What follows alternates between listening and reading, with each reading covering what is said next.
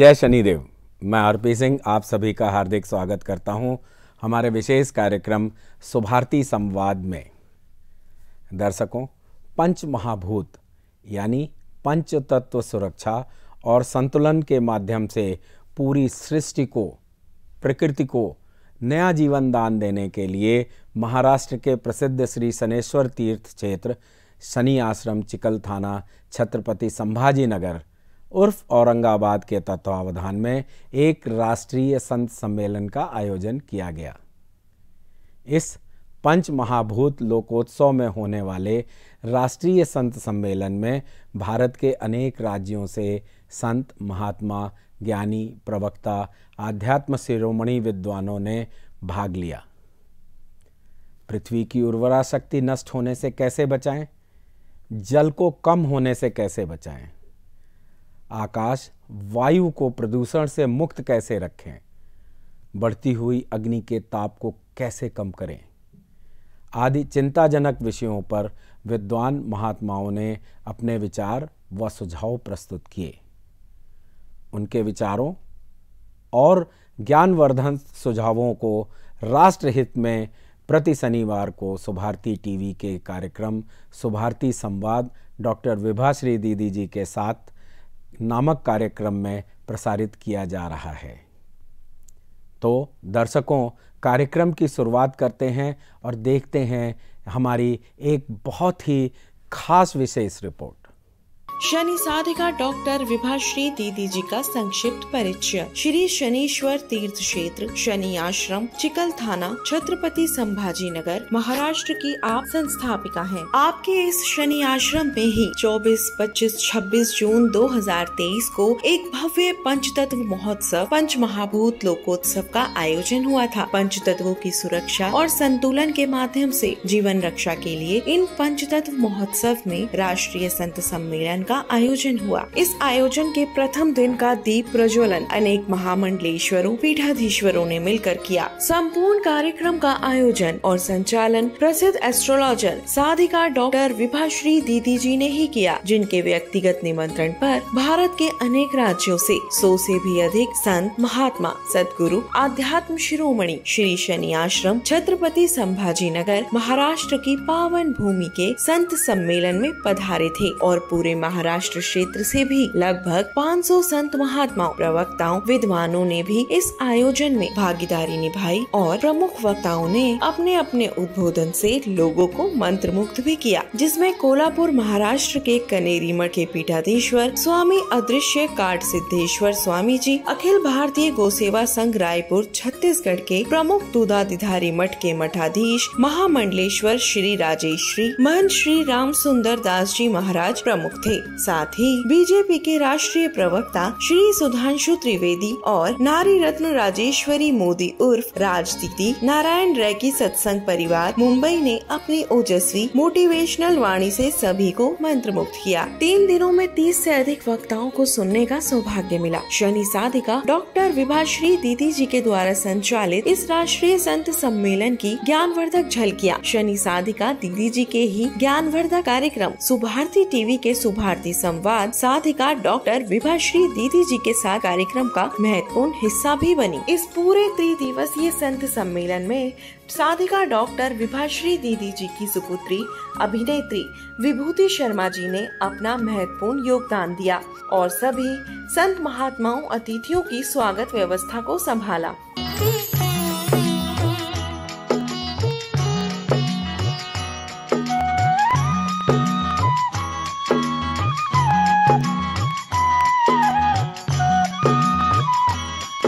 दर्शकों, अब कार्यक्रम को आगे बढ़ाते हैं और आपको सीधे लिए चलते हैं शनीश्वर तीर्थ क्षेत्र शनि आश्रम चिकलथाना छत्रपति संभाजी नगर औरंगाबाद, जहां से श्री राहुल त्रिपाठी जी ने पंच तत्वों की सुरक्षा और संतुलन पर कुछ महत्वपूर्ण प्रश्न डॉक्टर विभाश्री दीदी जी से पूछे और दीदी जी ने अपनी ओजस्वी वाणी में उन प्रश्नों का जवाब दिया। नमस्कार दीदी जी, सुभारती संवाद में आपका स्वागत है। अभी हाल ही में आपने एक कार्यक्रम रखा, बड़ा आयोजन था जिसका नाम था पंच तत्व लोकोत्सव। क्या है ये पंचतत्व, हमारे दर्शकों को अवगत करावे। राहुल त्रिपाठी जी, आपने जानना चाहा है कि पंचतत्व महोत्सव क्या था। पंचतत्व का अर्थ होता है 5 तत्व: आकाश, वायु, अग्नि, जल और पृथ्वी। ये 5 प्रकार के तत्व जो इस विश्व ब्रह्मांड को चलाते हैं, जो विश्व ब्रह्मांड में व्याप्त हैं और जिनके कारण ये सृष्टि चलती है। जो इस ब्रह्मांड में है वही हमारे पिंड में है। इस ब्रह्मांड में जो ये 5 तत्व, 5 शक्तियाँ, जिन्हें हम पंच महाभूत भी कहते हैं, वही हमारे शरीर में है। आपने एक कहावत, एक दोहा, एक चौपाई सुनी होगी। इसे संस्कृत में भी लिखा गया है और हिंदी में भी लिखा गया, और तुलसीदास जी ने और सरल किया। क्षिति जल पावक गगन समीरा, पंच तत्व निर्मित ये शरीरा। कि हमारा यह शरीर 5 प्रकार के तत्वों से निर्मित है। जो 5 प्रकार के तत्व हमारे शरीर में, वही 5 प्रकार के तत्व इस विश्व ब्रह्मांड में है। ब्रह्मांड के तत्व और शरीर के तत्व दोनों संतुलित होने चाहिए। यदि बाहर की सृष्टि में और अंदर के तत्वों में तालमेल नहीं हुआ तो वहाँ से परेशानियाँ, तकलीफ़ें चालू हो जाती हैं। तो पंच तत्व में जो हमारी पृथ्वी आती है, जो आकाश है, जो वायु है, जो अग्नि है, जो जल है, वह सब इस विश्व ब्रह्मांड में है। तो ये ब्रह्मांड चल रहा है, और वह शरीर में है तो ये शरीर चल रहा है। इसी को अच्छे तरीके से समझने और समझाने के लिए, इसी को ज्ञानवर्धक तरीके से लोगों तक पहुंचाने के लिए, और जो इसके संतुलन को बिगाड़ रहे हैं, जो इसकी सुरक्षा में लापरवाही बरत रहे हैं, उसकी तरफ ध्यान आकर्षित कराने के लिए जो कार्यक्रम किया गया, उसका नाम था पंच तत्व महोत्सव। बाहर ब्रह्मांड की पंचतत्व शक्तियाँ कैसे बिगड़ रही हैं, इसके बारे में हमें अवगत कराएं। हाँ राहुल त्रिपाठी जी, आपने प्रश्न किया है कि हमारे सौर मंडल में, बाहरी क्षेत्रों में, ब्रह्मांड में जो ये 5 प्रकार की शक्तियाँ, जिन्हें हम पंच तत्व, पंच महाभूत कहते हैं, कैसे बिगड़ रही हैं, क्यों बिगड़ रही हैं, इनका कारण क्या है, और कैसे जाने कि हमारे पंचभूत, हमारी पंच तत्व शक्तियाँ हमारे लिए नुकसानदायक हो रही हैं और हम इन्हें कैसे बचाएं। हमारे सामने पहले ये समझने का प्रश्न है कि कैसे बिगड़ रही हैं। अब उदाहरण आकाश का। आकाश अब पहले जैसा नहीं रह गया है।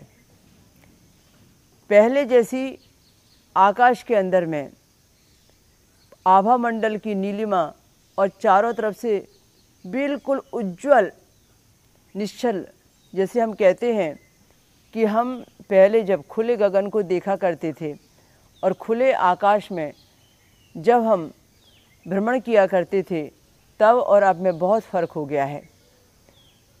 धीरे धीरे आकाश तत्व प्रदूषित होने लगा है, धीरे धीरे प्रदूषण से भरने लगा है। पहले जैसा स्वच्छ दिखाई नहीं देता है। कई बार तो हमें कई जगह से बादल भी नज़र नहीं आते हैं।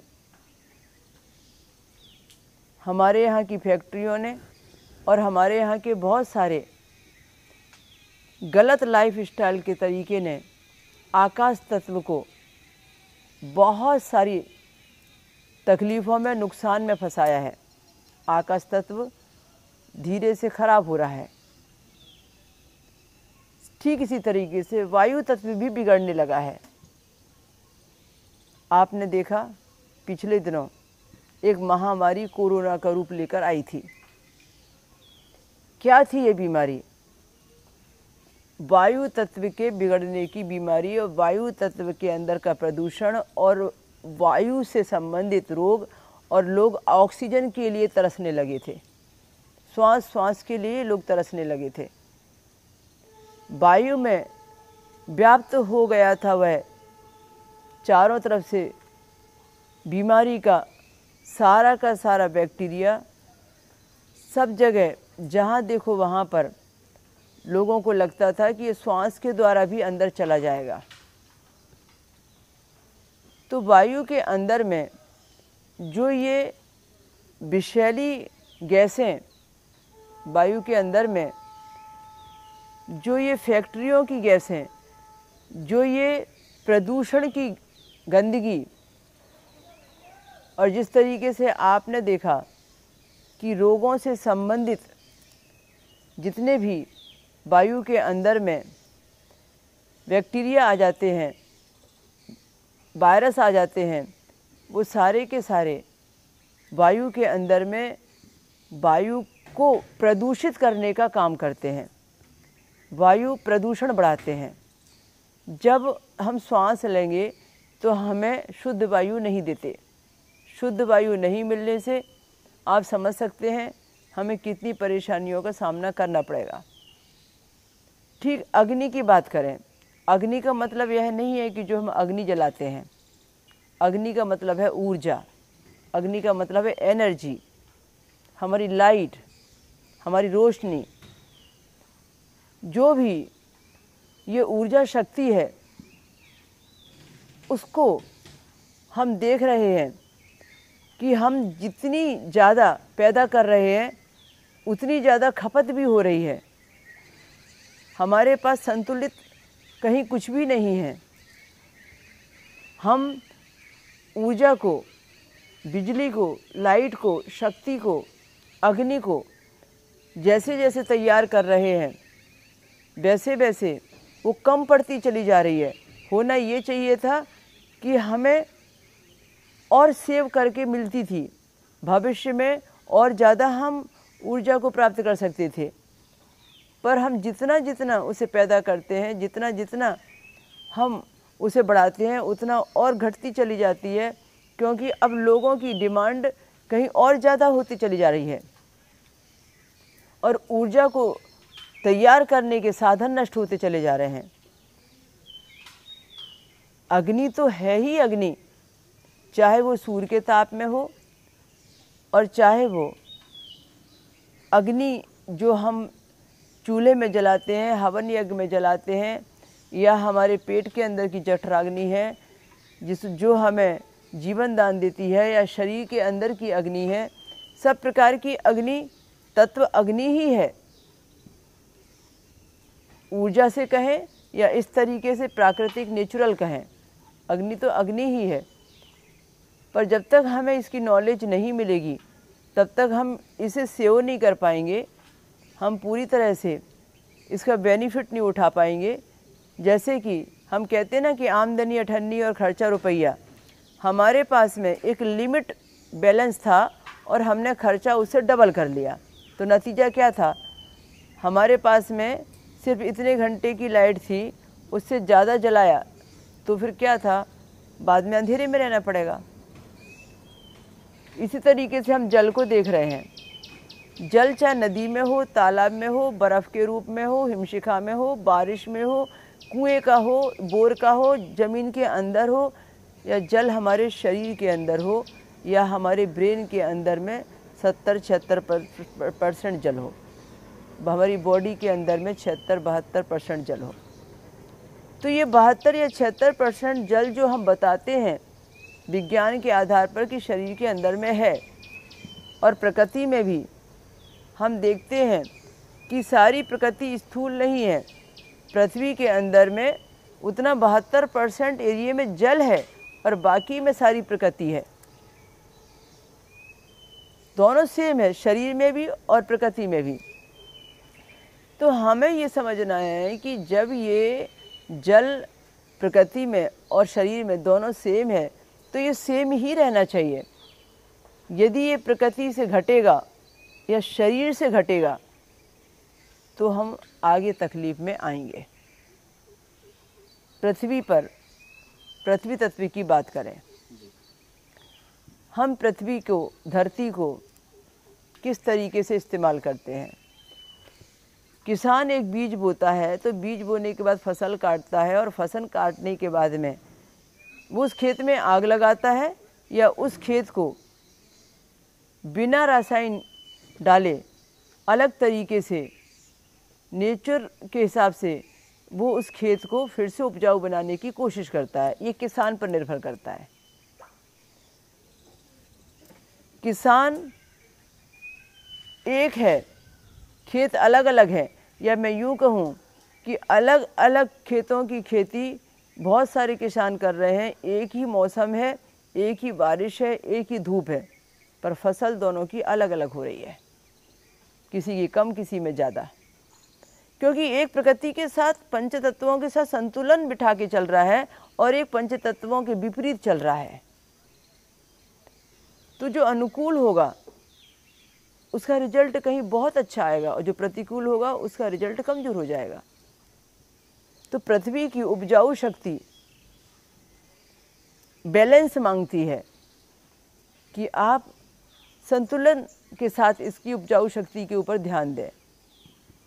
कहीं ऐसा ना हो कि अति का खाद डाल दें, और कहीं ऐसा ना हो कि आप उसे उपजाऊ बनाने की कोशिश ही ना करें। दोनों तरफ से हानि है। कहीं इतनी ज़्यादा खुदाई कि प्रकृति के खनन करके और पूरा बंजर बना दिया।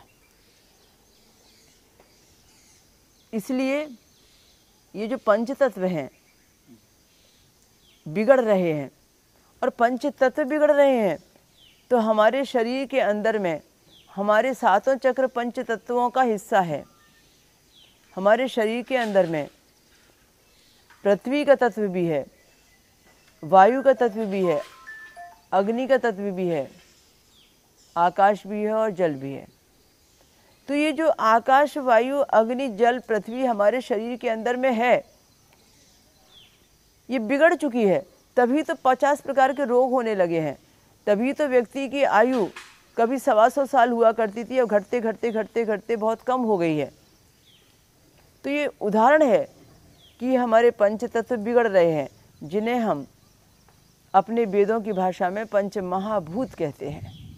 राहुल त्रिपाठी जी, आपका बहुत बहुत धन्यवाद। अब समय की मर्यादा को देखते हुए राहुल त्रिपाठी जी के कुछ महत्वपूर्ण प्रश्नों का जवाब हम अगले अंक यानी अगले शनिवार को दिखाएंगे। अब इस संत सम्मेलन में भारत के अनेक राज्यों से आए संत, महात्माओं, प्रवक्ताओं, विद्वानों ने इस आयोजन में भागीदारी निभाई और प्रमुख वक्ताओं ने अपने अपने उद्बोधन से लोगों को मंत्रमुग्ध कर लिया। आइए देखते हैं परम पूज्य स्वामी महेशानंद पुरी जी महाराज, जिंतूर महाराष्ट्र वाले, और परम पूज्य महामंडलेश्वर योगेश्वरानंद जी महाराज के ओजस्वी उद्बोधन। महाराष्ट्राच्या भूमीमध्ये संतांचं फार महत्त्व आहे। महाराष्ट्राची ख्याती संतांची भूमी म्हणून असं मानलं जातं। अशा संतांच्या मध्ये वारकरी संप्रदायामध्ये परमपूज्य गुरुवर्य श्री रंगनाथ महाराज परभणीकर गुरुजी फार मोठी वेदांत केसरी म्हणून प्रसिद्ध झालेले आहेत। त्यांची परंपरा आणि आचार्य शंकराचार्यांची परंपरा, कैलास आश्रम ऋषिकेश, या दोन्ही परंपरा ज्यांनी आपल्या हृदयामध्ये धारण केल्या असे आमचे गुरुवर्य स्वामी दिव्यानंद पुरीजी महाराजांनी हिमालय आणि माऊली स्थान आपल्या हृदयात धारण करून मानवत या ठिकाणी भारतीय संस्कृती स्वाध्याय केंद्राची स्थापना केली। त्यांच्या कृपाछत्राखाली मी वाढलो आणि त्यांच्याच आशीर्वादानं चैतन्य उदय गुरुकुल आश्रम जिंतूर या ठिकाणी आहे। आणि दिदींच्या सानिध्यात जवळजवळ 15 ते 16 वर्ष झालेले आहेत. दिदींचा कार्यक्रम आमच्या शेजारी स्थापना होती शनी महाराजांची, तिथले निमंत्रण द्यायला आले मला की महाराजजी शनी मंदिराची स्थापना आहे, आपण या. तर मी म्हटलं बा शनी मंदिराची स्थापना करायची असेल तर परभणीला ज्या दिदींचा कार्यक्रम झालेला आहे त्या दिदीला आपण निमंत्रण देऊया. त्यांनी मला पत्रिका दाखवली, म्हणजे महाराजजी त्यांचंच आहे, त्या येणार आहेत. त्या ठिकाणी स्थापनेला दिदींना भेटलो आणि सांगितलं, दिदी आपण आमच्या दारावरून जाणार आहेत तर 2 मिनटं आश्रमाला भेट द्या. दिदी आल्या आणि दिदीनं त्या आश्रमाला पाहिल्यावर हे माझंच आहे आणि जोपर्यंत माझ्या जीवात जीव आहे तोपर्यंत मी कधीही आपल्याला विसरणार नाही, हे माझं स्थान आहे. तेव्हापासून दिदीच्या सानिध्यामध्ये मी आलो. दिदीचं खूप खूप माझ्यावर प्रेम आहे, स्नेह आहे, आशीर्वाद आहे, सर्व काही आहे, म्हणायला हरकत नाही आहे. कारण एक वेळेस दिदींच्या म्हणजे माझ्या पोटामध्ये मूतखडे झालते आणि मी या ठिकाणी 1 महिनाभर होतो. दिदींचा परिचय थोडा थोडा होता, जास्त झाला नव्हता. पण दिदीला कळलं, दिदी भेटल्या आणि सांगितलं, एक बहन भाई के लिए क्या कर सकते हैं, बोले भैया जी आप आओ, बस चिंता मत करो. दिदीने महामृत्युंजयाचं अनुष्ठान माझ्यासाठी केलं आणि तो प्रसाद घेतला आणि मग आम्ही चेक करायला गेलो. 1 महिन्यानंतर कंटाळून मी पळून गेलो. डॉक्टर सांगायचे तुमचा रिपोर्ट नील येत नाही, तुमचा हे होत नाही, काही सांगता येत नाही. दिदींचा प्रसाद घेतला आणि तपास केला. 1 मिनिटामध्ये रिपोर्ट नीला आणि खडे त्यांनी माझे ब्रेक केले. त्यावेळेस मलिक डॉक्टर होते घाटीमध्ये. त्यांनी आश्चर्य केलं, म्हणजे कैसा हो गया महाराज जी. मैंने कहा यहाँ एक दीदी जी है, दीदी जी कारण मैं आया हूँ यहाँ. ते दीदींच्या गल्लीतच राहत होते पण दीदी ते भेटायला आले. म्हणजे ऐसा हो सकता है क्या. दीदी बोले ऐसा हो सकता है, आपने देखा है. मग तेव्हापासून दीदींचं खूप खूप प्रेम आहे आणि त्यांचं स्नेह आहे. त्यांचं स्नेह असंच माझ्यावर वाढत जावं. त्या खूपच त्या घरच्या भावापेक्षाही मला रक्ताच्या नात्यापेक्षाही माझं नातं मोठं मानतात. तुम्ही आपण ऐकतही आलात. यावेळेला दीदींचा वाढदिवस अनेक वेळा अनेक प्रकारांनी साजरा करतात, लोकही करतात. अनर्थक निरर्थक असा खर्च होतो. यावेळेस आमच्या गुरुदेवाच्या जयंतीच्या निमित्तानं प्रस्थांतरित ज्ञानयज्ञ मानव त्या ठिकाणी ठेवला. दिदीला तो आवडला. दिदी आले नाही पण दिदीने सांगितलं आपल्या इथं करू, माझा वाढदिवस आहे 24, 25, 26ला मग आपण संत संमेलन करू. दिदी म्हणलं फार अवघड आहे. दिदी म्हटल्या शनी महाराजांची इच्छा असं तर सहज होऊन जाईल. तेव्हापासून सर्व कार्याला सर्व संतांना निमंत्रण आणि दिदीसाठी आमच्या निमंत्रण ही सर्व साधू संत मंडळी ना, यांचा एक एक क्षण म्हणजे ना पैशांना विकत घेता येत नाही, प्रेमानं विकत घेत नाही. पण दिदींसाठी हे सर्व आलेले आहेत, आपणही सर्व आलेलं आहेत. दिदींचं स्नेह असंच होत राहावं, वाढत जावं आणि दिदींचा वाढदिवस पूर्णतः सार्थक व्हावा. अनर्थक आणि निरर्थक खर्च काही होऊ नये. आणि मला तरी वाटतं हा जो जेवढा खर्च दिदीने केलेला आहे ना, सुरुवातीला आमची मीटिंग झाली, सहाराजी होते.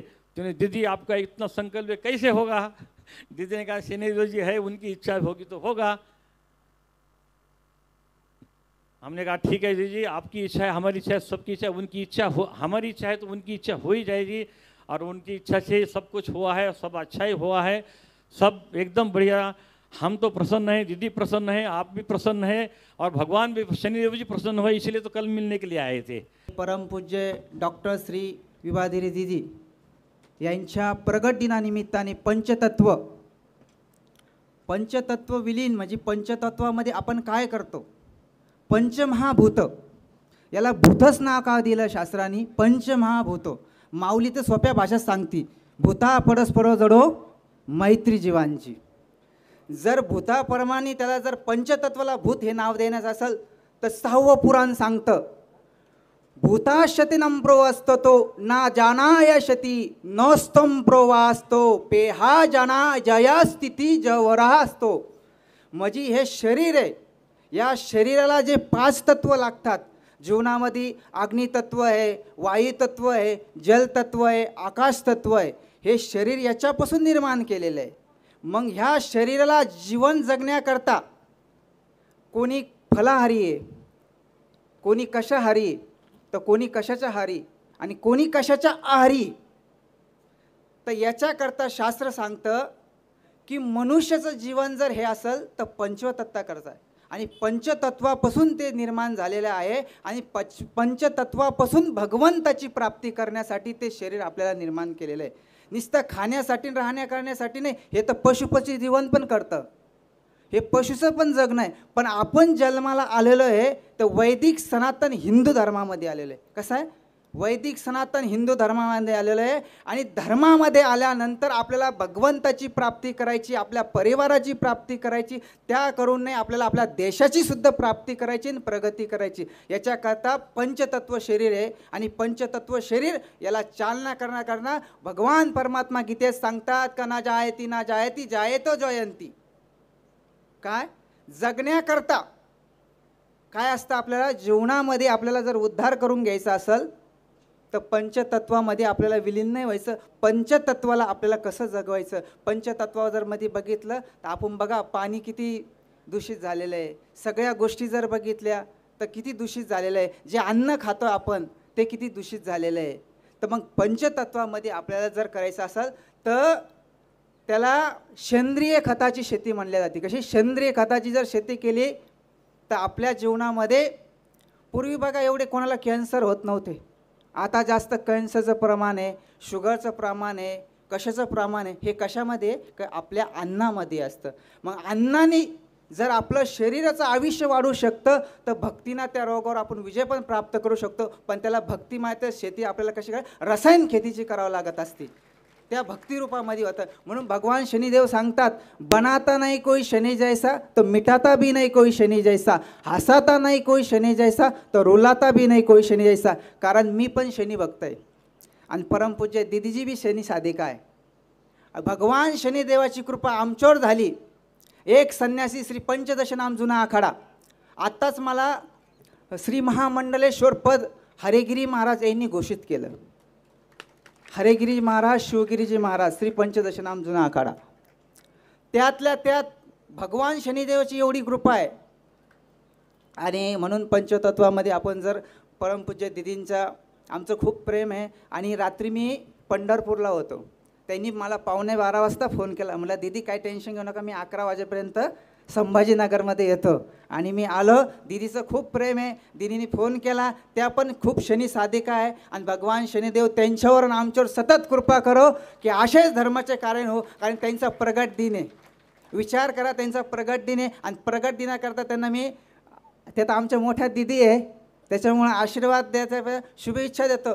गणेशाची सिद्धी, चाणक्याची बुद्धी, शारदेचं ज्ञान, कर्णाचं दानवत्व, भीष्माचं वचन आणि हनुमंताची ताकद त्यांना प्राप्त हो, हीच भगवान शनिदेवाच्या चरणी प्रार्थना करतो. जय शनिदेव. दर्शकों, आज के इस विशेष कार्यक्रम सुभारती संवाद विभाश्री दीदी जी के साथ में अब इतना ही. अगले शनिवार फिर मिलेंगे इसी समय. तब तक के लिए मुझे यानी आरपी सिंह को दीजिए इजाज़त. जय शनिदेव.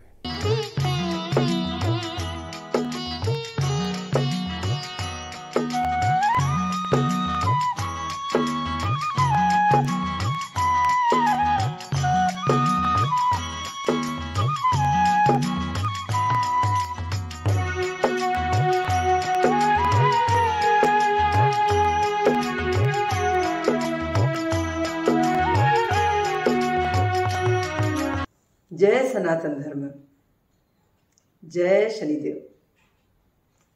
मैं श्री शनि आश्रम चिक्कल थाना छत्रपति संभाजी नगर महाराष्ट्र से शनि साधिका डॉक्टर विभाश्री दीदी आप सबका अभिनंदन करती हूँ.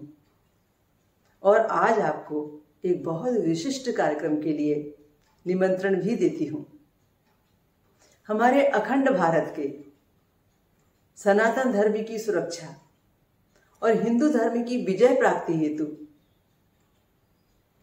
आपके छत्रपति संभाजी नगर महाराष्ट्र में 6 नवंबर से 8 नवंबर तक परम पूज्य धीरेन्द्र कृष्ण शास्त्री जी यानी बागेश्वर धाम सरकार द्वारा एक महत्वपूर्ण कार्यक्रम होने जा रहा है.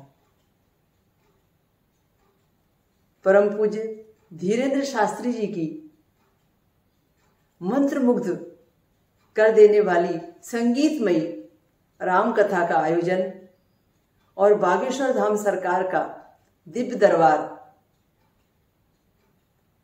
आपके इस कार्यक्रम का मुख्य आकर्षण रहेंगे. कार्यक्रम के मुख्य आयोजक सांसद केंद्रीय वित्त मंत्री माननीय डॉक्टर श्री भागवत जी कराड़ हैं. इस कार्यक्रम में अपना महत्वपूर्ण योगदान देने वाले सभी कार्यकर्ताओं ने आपसे आग्रह किया है कि आप सभी अपने अपने क्षेत्रों से अपने अपने सभी क्षेत्रीय कार्यकर्ताओं के साथ में इस आयोजन में पधार कर आयोजन की शोभा बढ़ाएं और सनातन धर्म के लिए अपना महत्वपूर्ण योगदान देवें।